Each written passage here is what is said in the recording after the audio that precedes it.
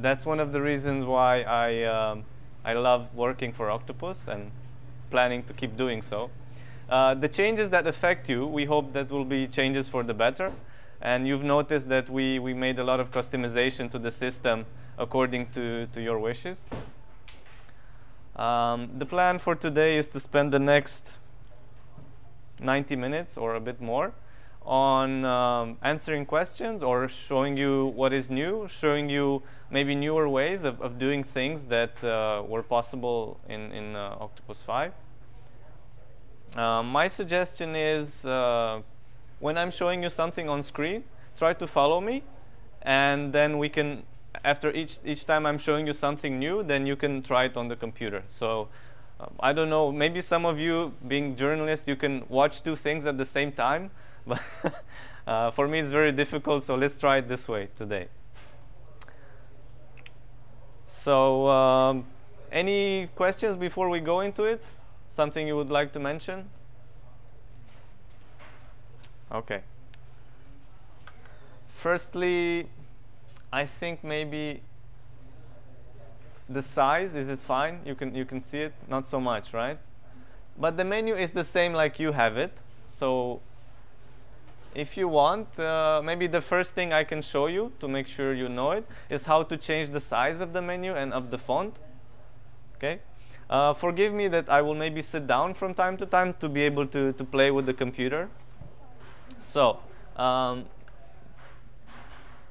to be able to change the size, for example, you can just right-click on your username at the bottom.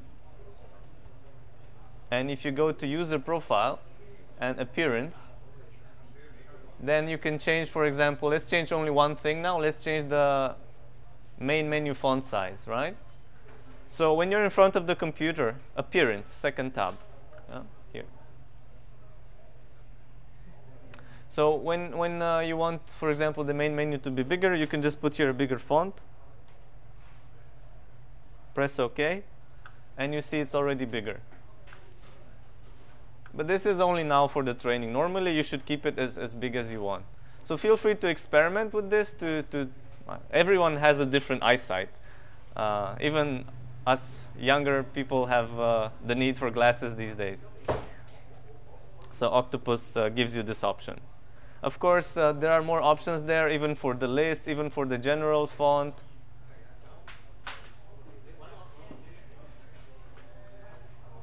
So you can change more of them. If you ever need to come back to the initial font, you can always just come here and just do reset, and then Octopus will bring it back for you.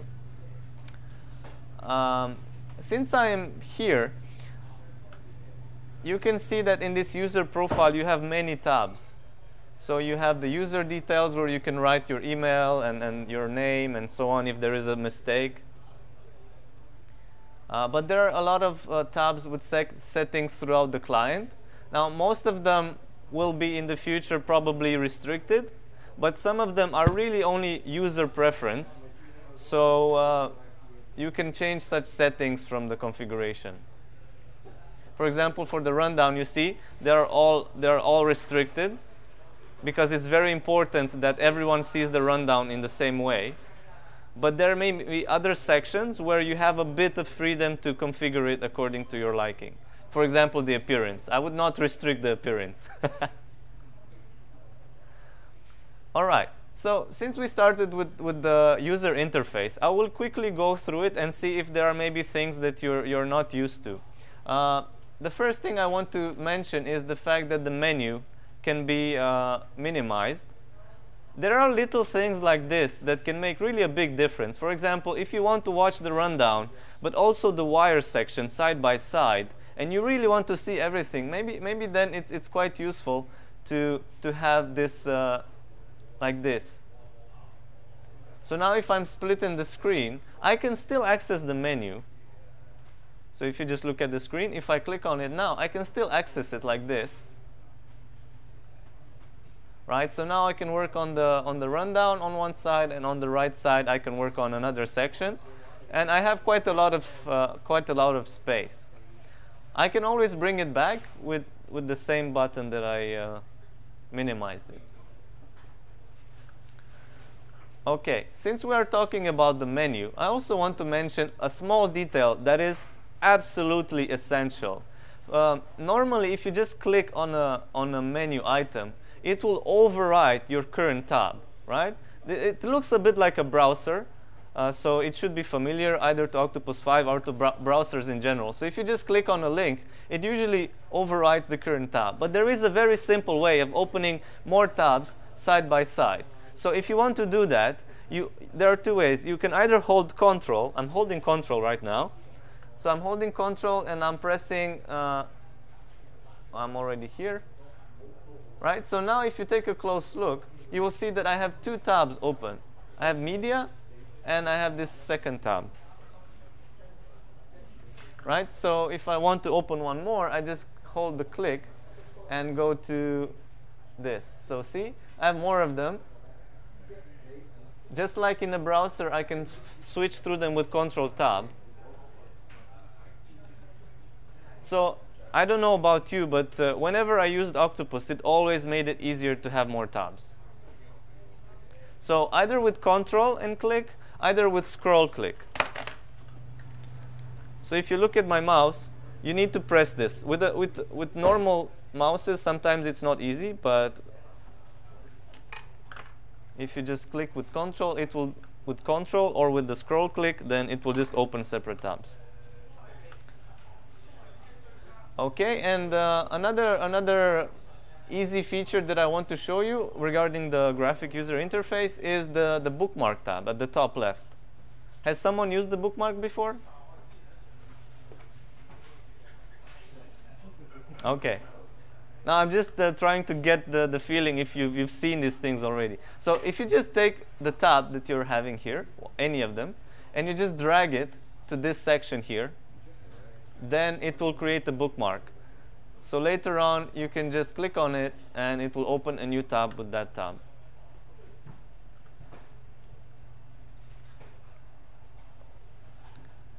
And you can do more of them, and you can right-click and remove it anytime.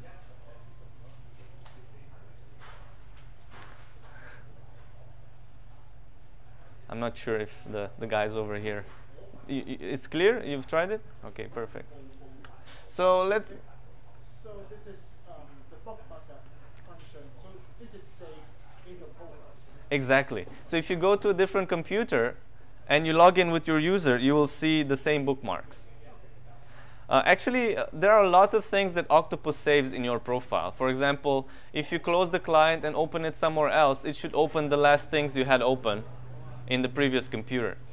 Since we're talking about this, you can also have more clients open at the same time on different computers, even on the same computer, actually. We don't recommend that.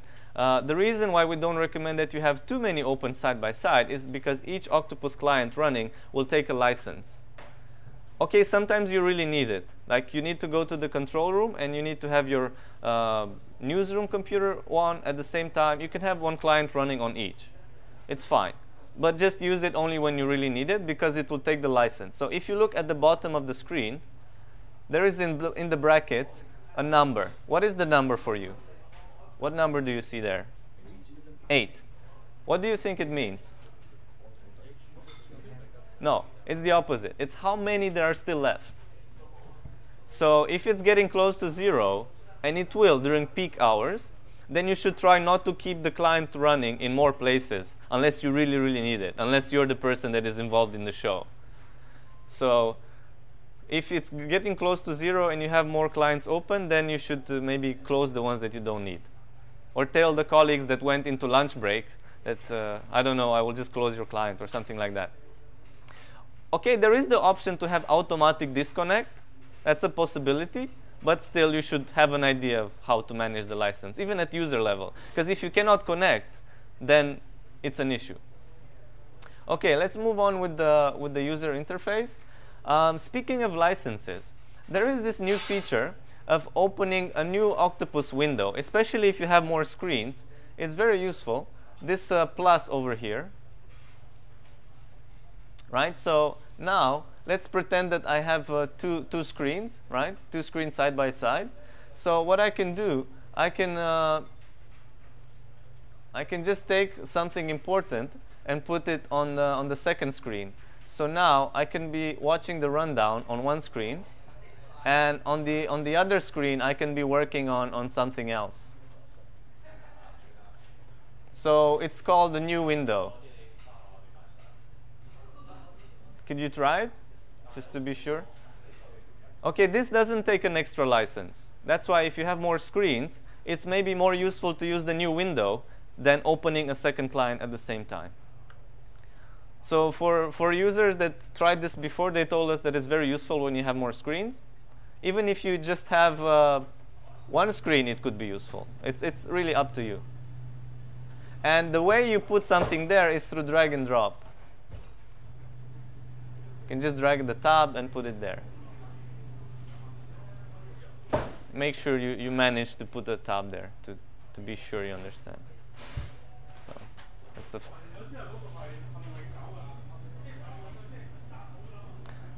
there are more ways of doing it. You can just, if it's somehow minimized or overwritten, you can take it and go to here. It's more like getting used to Windows more than Octopus, but yeah.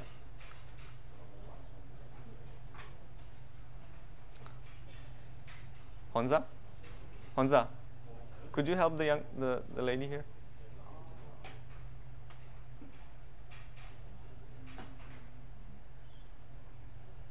Yeah, you can help each other.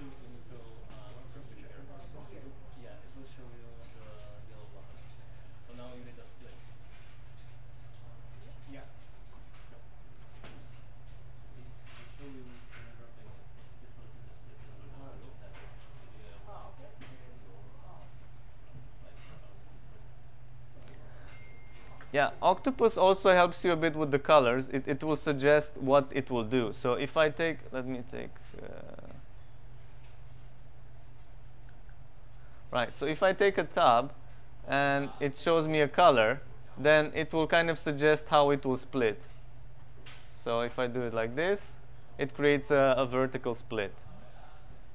If I do it like this, it could split the current split or the whole screen.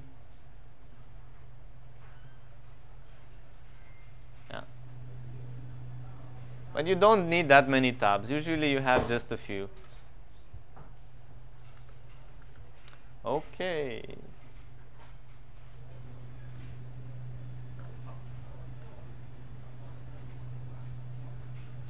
Now,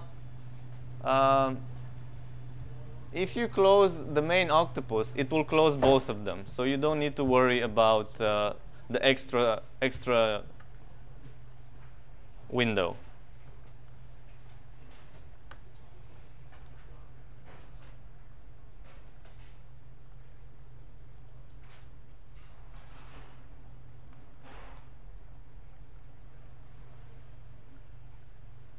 And as you can see, I just reopened the client, and the client remembers what was previously on. I think this is quite clear. All right, let's move on.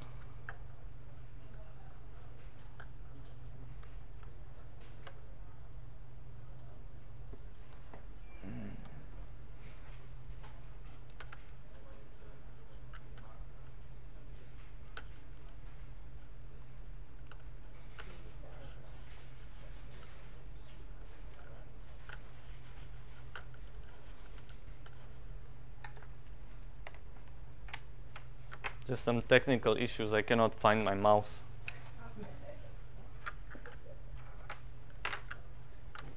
Okay, we're back. So, regarding the graphic user interface, there are only maybe two more things I want to tell you. First, this global search at the top right. So if you write here, I don't know, I'm just gonna write Hong Kong now. It will basically search in the whole client in all the data types. So you can see it searches in the stories, it searches in the wires. So for example, if I'm searching for myself, just as a test, I earlier created a story with my name in it. So it found it very quickly, so then I can just go to the story. This is very useful if, for example, you're searching for something that you want to see what content already exists in Octopus about it, but you can filter it a lot. So you can select only the data types that you need. For example, I can just show the story and press search again. So now it will show me only the stories.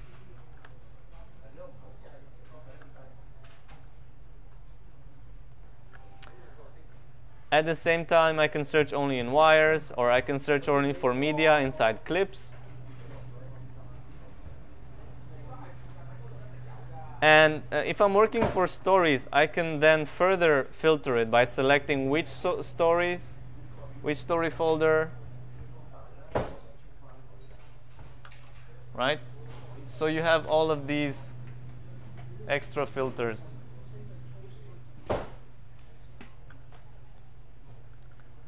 There are a lot of places in Octopus where you can select with F4. I don't remember if it was the same in Octopus 5, but if you press F4, basically it shows you all the places you can search in. So I'm going to story folders, I press F4, and I see a list of all the story folders where I could decide to search. I can use Control and Shift to just select some of them, more of them, and now it will search only in those. Did you have this option in Octopus 5, this global search? No, not really. OK. I hope it will be useful then. OK, and then the last section here at the top are all these extra small buttons. Now, you can also discover them in detail yourself. But just to briefly mention, there are like 4 ways of splitting. There's vertical, horizontal, and then there's current tab splitting. I think these are quite obvious, so I will let you discover them, the four splitting options. And if you mouse over, Octopus will show you a small description. For example, this option, the 5th one, it allows you to save a desktop. If you save a desktop, then it will basically put it here, and then you can just return to it. So let's say you often work with the rundown and with, let's say, with the wires side by side, right? So if this is something that you work often with, then you can just go and save as and say, OK, rundown plus wires. So now even if you do something else, or you close everything, if you just want to return to that, you click on it, and it goes back. So you have the rundown and the wires. Of course, it will not show you the rundown from today if the rundown was there in the past. But once you're in a rundown, it's very easy to go and select another rundown. It's like the biggest button on the screen, this one, will allow you to go to the quick rundowns.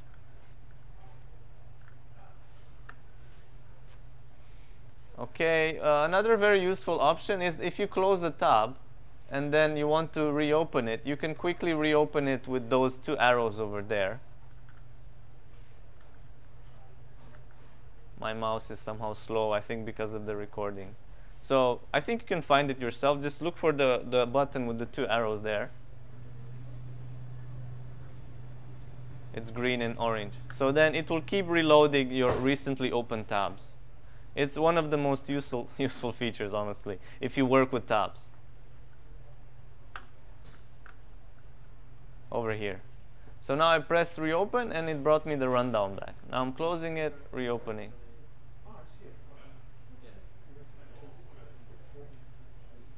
So I would just try to close one and use reopen just to see quickly how it works.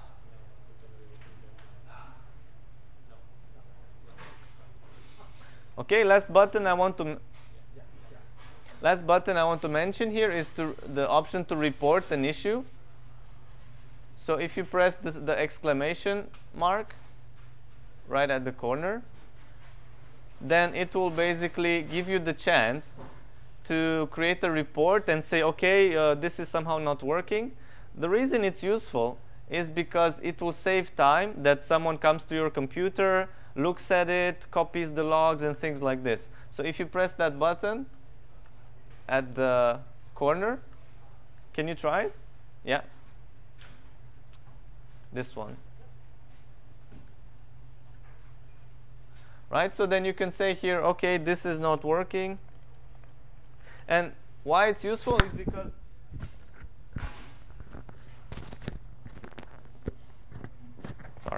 Octopus will take a screenshot of the screen and it also send the logs. So then you don't need to give so much explanation, you don't need to do much, then just tell the administrators, I created a report, please check. Yeah?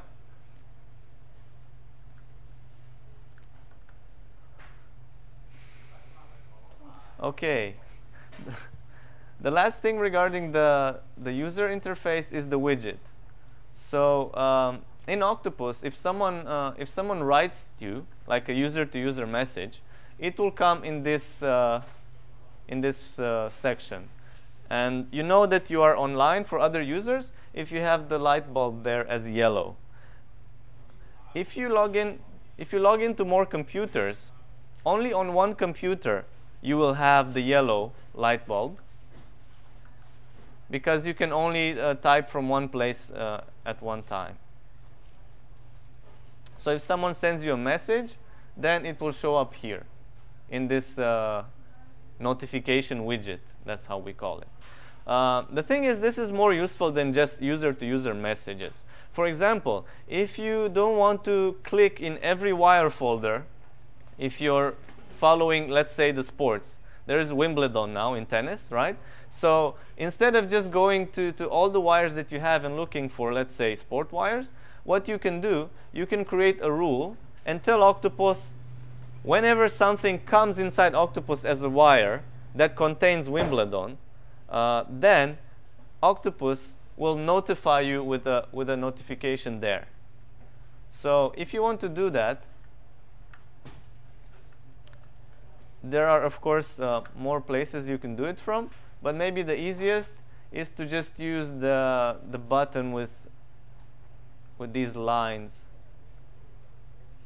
here. So it's close to the global search, this 3 lines button. Okay, so let's call this the sports rule.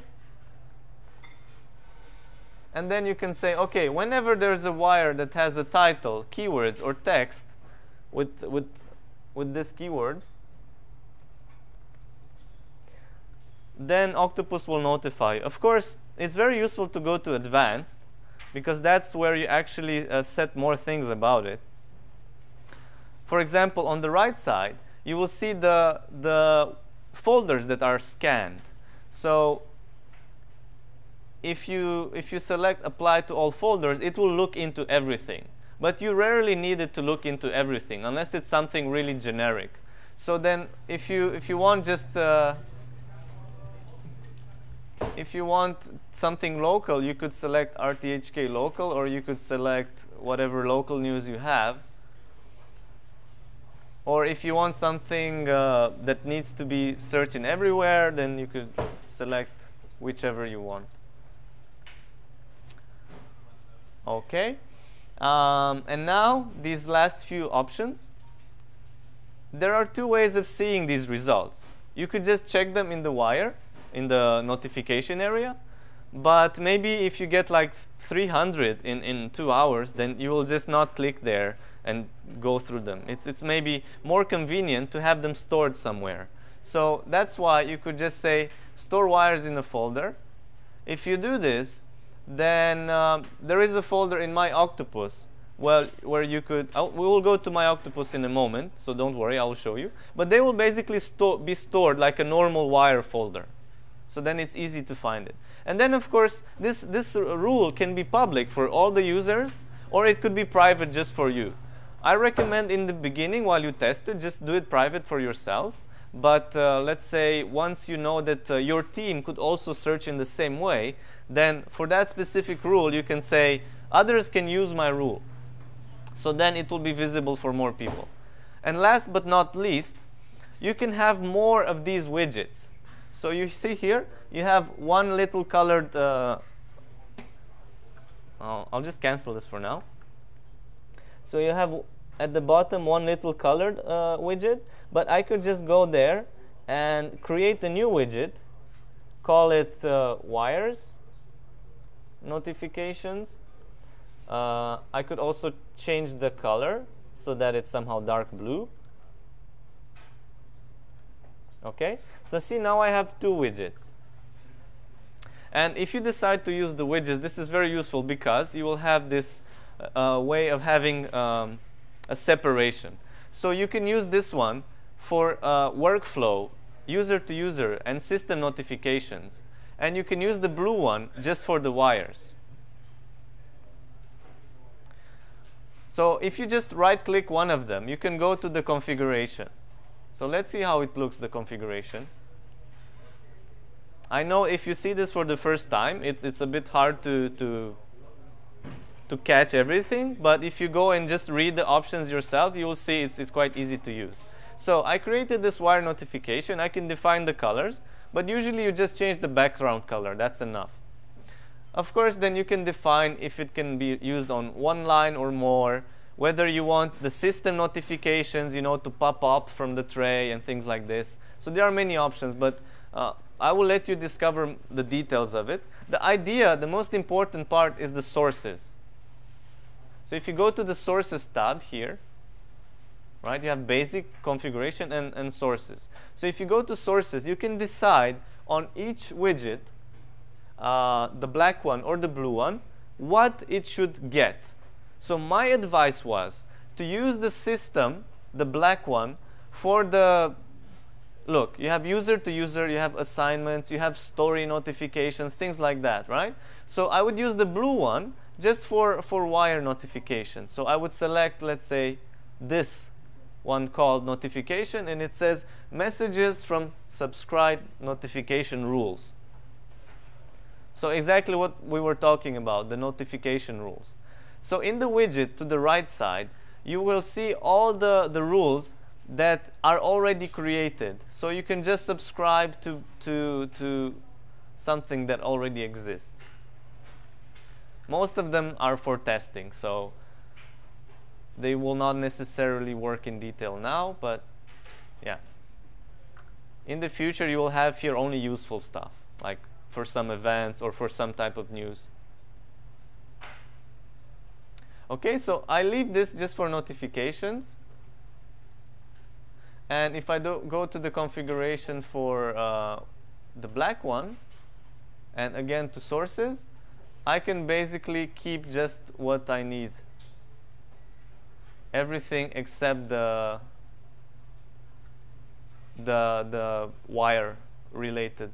So I'm just keeping user to user, assignment, and story. And in the blue one, I'm keeping urgent wires and notifications. You will need to try it yourself, otherwise it may be more difficult to understand. But the idea, the core idea of these widgets is to save time, right? So normally you would have to click on more wire sources and look for I don't know, some protest news. But this way, you could just create this wire rule, say protests, and Octopus will send you through this notification anything that comes in with the keyword protests.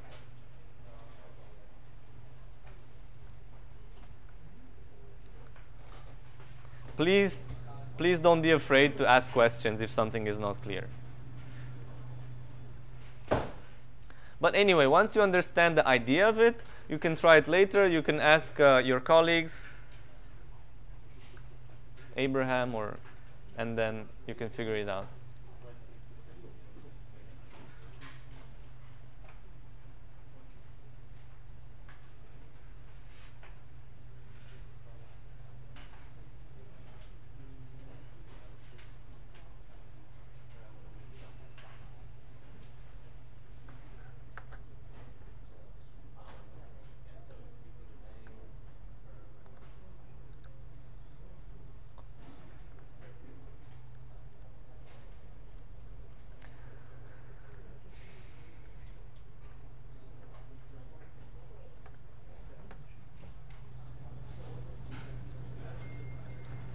Okay, so I'm just going to create one last rule.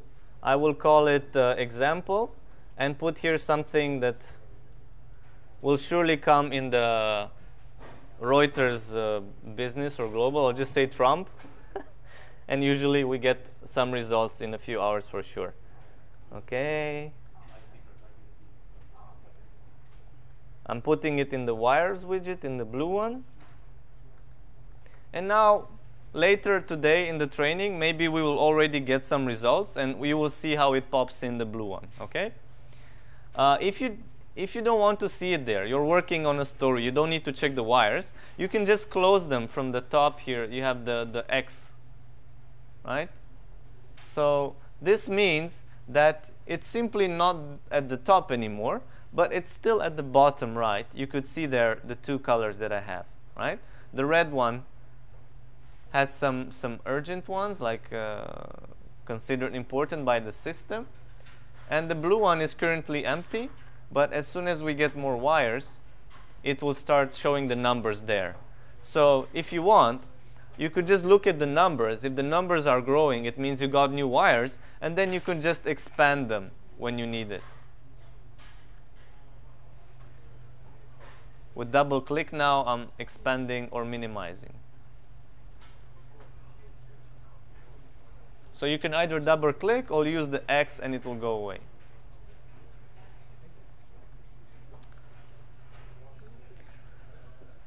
Okay, there are more details about the user interface.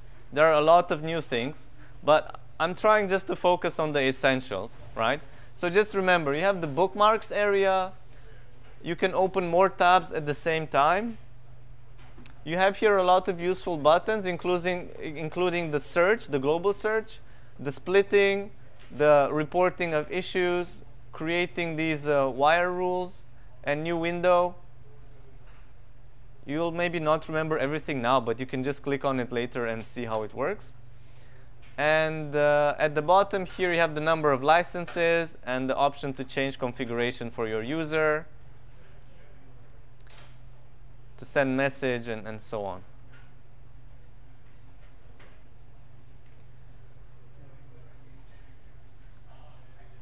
So let's go now through the rest of the system. I promised you to show you my octopus, so I'm going to keep my promise. In my octopus, we've moved it at the top because there are a few very useful options there. So, for example, the first one, we casually call it My Stuff because it has a lot of functionality. For example, right now, let me close this. Right. So I don't have any items here, but we call it My Stuff because you can basically put there any kind of data that you have already in Octopus. So you can put a story there, a story that already exists somewhere.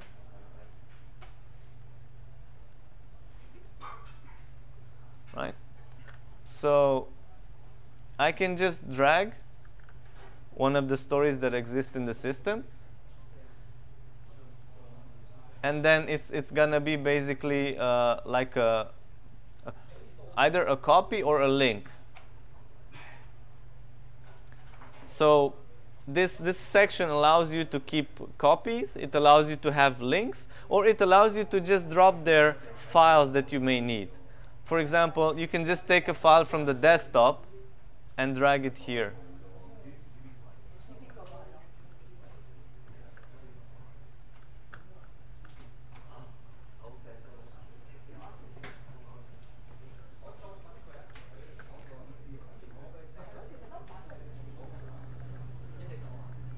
Right, so I just took a screenshot and put it there.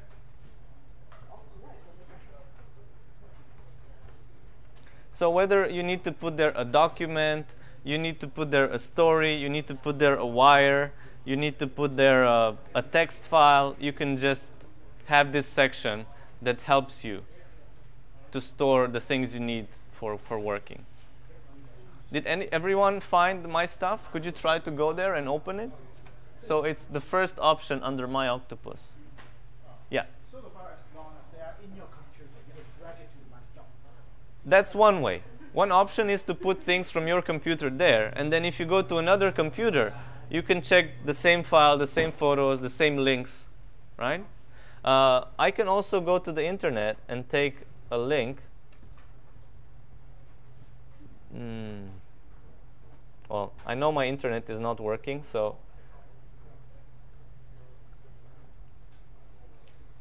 I'm just going to put the octopus link. Right? So now I have this link, and then I can just open it from here. Try to see beyond this, of course. I can put a link to some news website, to Reuters, to something that I want to maybe quickly be able to check the link from. Of course, there is the option to group them. So then it's very easy to see what each is, right? So now I have stories together, files together, links together. But important is that you can also create a new story. And if you create a new story, it will only be here. It will literally be private, because it will not be anywhere else. Private.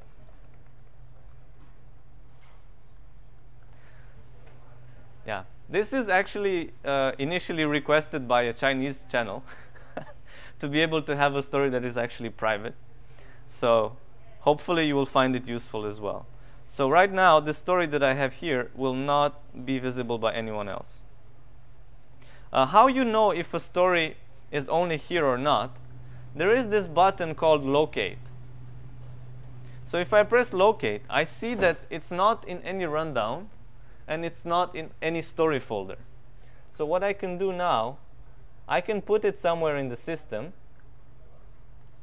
Let's say in a general daily pool. Okay, so I'm dragging it, but I'm also holding Alt, which creates a link. So now if I go to Locate, what do you see? You see that it's in the pool general daily. So it's not private anymore, is it? So why don't you try this yourself as well? So please go to the, yes? Can you not create link?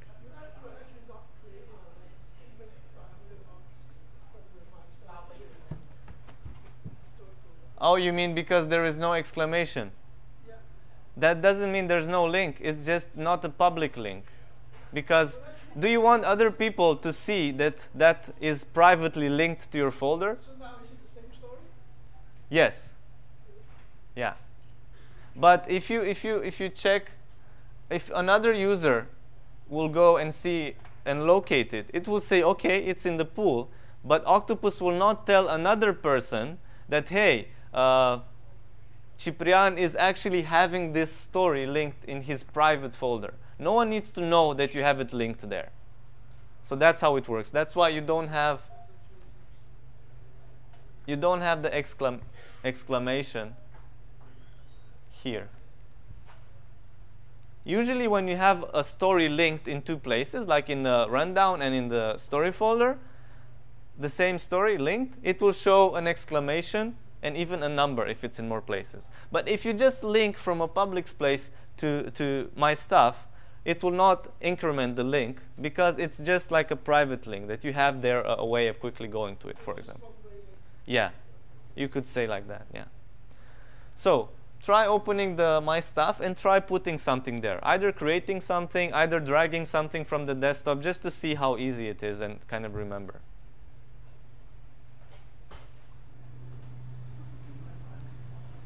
So did everyone try? Yeah? I tried exploring from compare to my stuff. Okay. And when I put the logo, It's not there. yeah, Yeah, yeah. So I need to tell everyone something about dragging and dropping in Octopus. Right? Let's explain it to everyone. So if I could have everyone's attention just for a bit. I want to explain the drag and drop options, because I know some of you know it, but I want everyone to be aware. So when you drag and drop, I'm here in general info pool, and here I'm in general daily, right? So I'm in two places. By default, when I drag and drop, you see there's this plus there, right? This very small plus. That means it will create a copy. So if I take this this Octotest Ciprian and drag and drop, there's no link, there's no exclamation. It's just in one place in each case. So the question is, how do I create a link? So there are more options of how to drag and drop. By default, it's copy, but you can also move. So I'll delete it from here. Yeah, just press remove.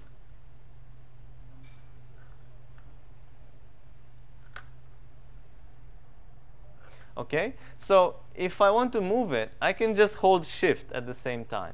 If I hold shift, as you can see, the plus goes away, which means it will move it, right? So now I moved it. And now, if I want to link it, I am just going to press Alt and drag from one place to the other. So now if you take a look, it's showing this shortcut small icon, just like in Windows when you're linking something. And now, there you go, you can see the link as well. So now it's in two places. It's in general info and in general daily. So this is actually very important that you understand how it works in Octopus, because depending on the workflow, you may want to move, you may want to copy, or you may want to link. Now the default is copy, but that doesn't mean that you should always use it like that. For example, with my stuff, you can either decide to copy or you can decide to link.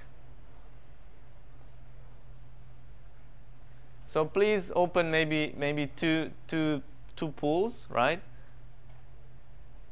Try to open the daily and the info, for example, like I did, and try this copying and moving.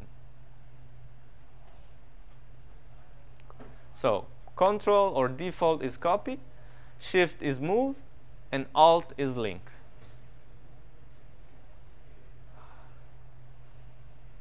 Let's just take 1 or 2 minutes to make sure we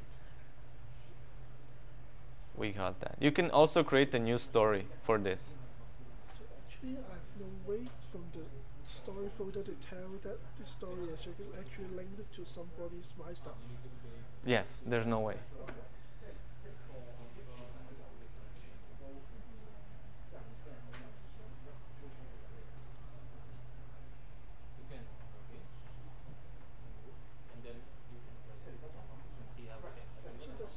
Still follows those master edit group. If this story is approved and I don't have the master edit rights, can I still modify it? Even in my stuff?